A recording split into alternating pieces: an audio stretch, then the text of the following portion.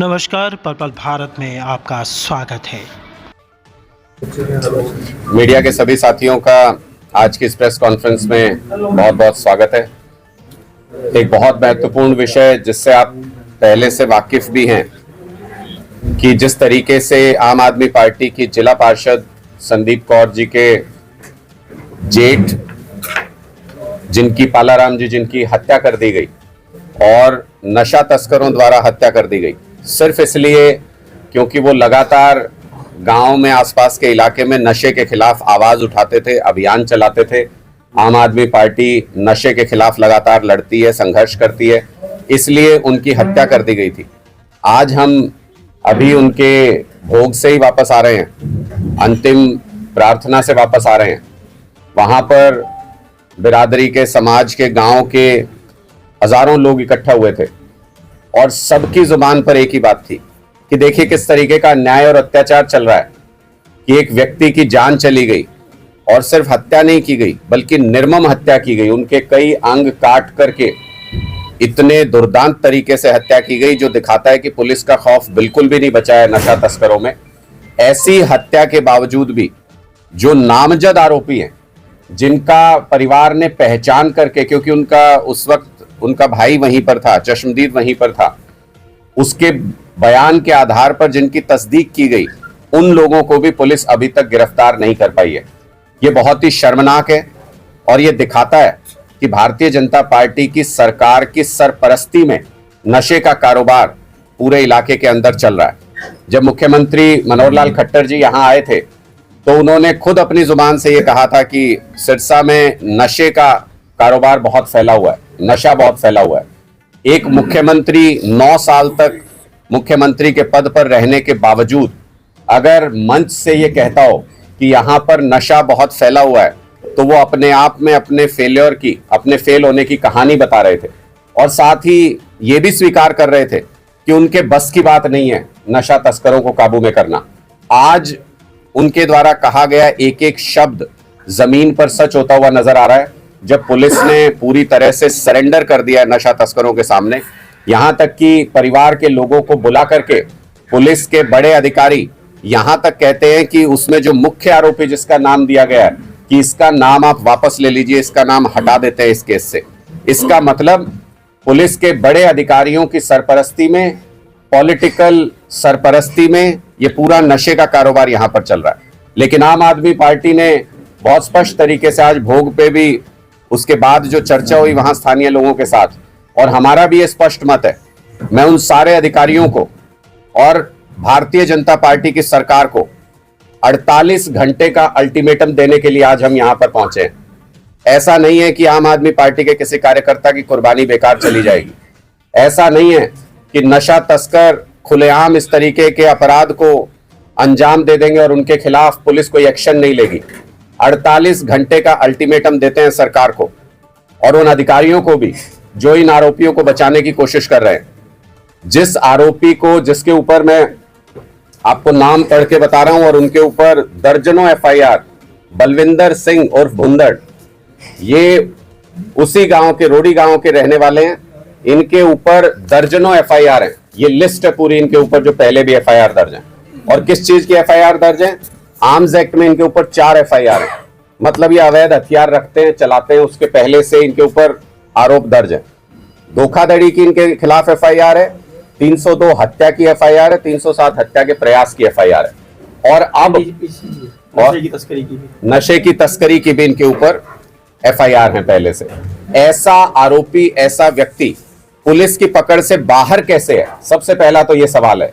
इतनी एफआईआर होने के बावजूद, इतने सारे इनके खिलाफ शिकायतें होने के बावजूद ऐसे व्यक्ति को खुले समाज में पुलिस ने छोड़ रखा है। इसके खिलाफ सबूत इकट्ठा करके इसको जेल नहीं भिजवाया अभी तक। यह अपने आप में बताता है कि इसके ऊपर किसी बड़े व्यक्ति का हाथ है। मेरा सीधा सवाल यह है, या तो पुलिस 48 घंटे के अंदर इस व्यक्ति को गिरफ्तार करे या फिर सार्वजनिक करे कि किस मंत्री या किस बड़े नेता का हाथ इस व्यक्ति के सर पर है। अगर पुलिस के बस की बात नहीं है तो हम सीधे सरकार से टकराने की हिम्मत रखते हैं। हम उस मंत्री का घेराव करके, हम उस मंत्री से सवाल जवाब करके वहां से इसको कराने की हिम्मत रखते हैं। लेकिन कोई भी नशे के तस्करों के खिलाफ आवाज उठाने वाले की हत्या हो जाए और वो उसका जो जीवन चला गया वो व्यर्थ चला जाए, ऐसा आम आदमी पार्टी होने नहीं देगी। हम इस संघर्ष को सड़क पर लेकर के उतरेंगे, चाहे हमें डीएसपी ऑफिस का घेराव करना पड़े, चाहे एसपी ऑफिस का, चाहे मंत्री का, या हमें मुख्यमंत्री के दरवाजे तक जाना पड़े। ये लड़ाई यहां खत्म नहीं होगी। इसलिए मैं इन तमाम अफसरों को आज आम जनता की तरफ से ये चेतावनी देना चाहता हूं कि आप जो वर्दी पहने हुए हैं, जो आपने शपथ ली है कानून की, उसको पूरा कीजिए। इनको तुरंत प्रभाव से इस व्यक्ति को गिरफ्तार किया जाना चाहिए, वरना सरकारें तो आती जाती रहती हैं।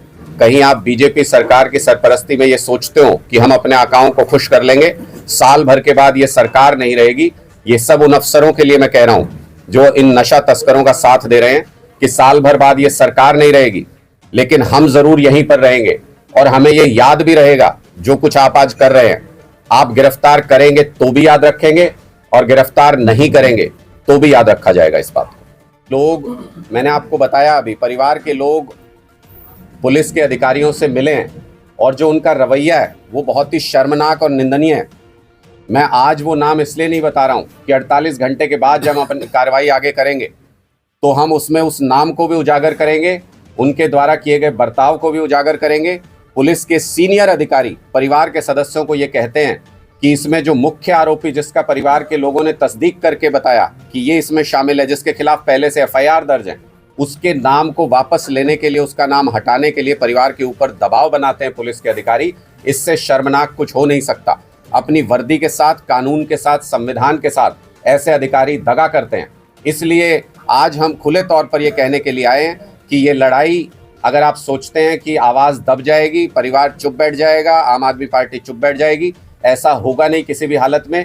इन अफसरों को हम 48 घंटे का समय देते हैं अपनी ड्यूटी करने के लिए, कोई कानून से बाहर जाके कोई काम करने के लिए नहीं, अपनी ड्यूटी करने के लिए। जो इनको 12 दिन पहले कर देनी चाहिए थी, वो ड्यूटी करने के लिए 48 घंटे का इनको समय देते हैं। उसके बाद पार्टी, परिवार और समाज सब मिल करके इस संघर्ष को आगे बढ़ाएंगे।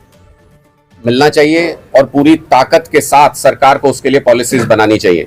अगर वो 30 परीक्षाएं हो जाती और उससे हजारों बच्चों की नौकरी लग जाती तो हम उन सरकारी नौकरियों के भी पक्ष में हैं।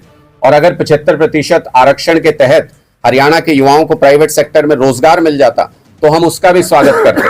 लेकिन सिर्फ राजनीति करने के लिए ऐसे हथकंडों का इस्तेमाल करने की हम आलोचना करते हैं। और सरकार के लिए, अब पंजाब में तो ऐसा कोई कानून नहीं है, लेकिन उसके बावजूद 38,000 नौकरियां सरकारी और 30,000 जो लोकल, जो लोगों को नौकरी मिली हुई थी, अस्थाई नौकरी मिली हुई थी, उनको पक्का किया।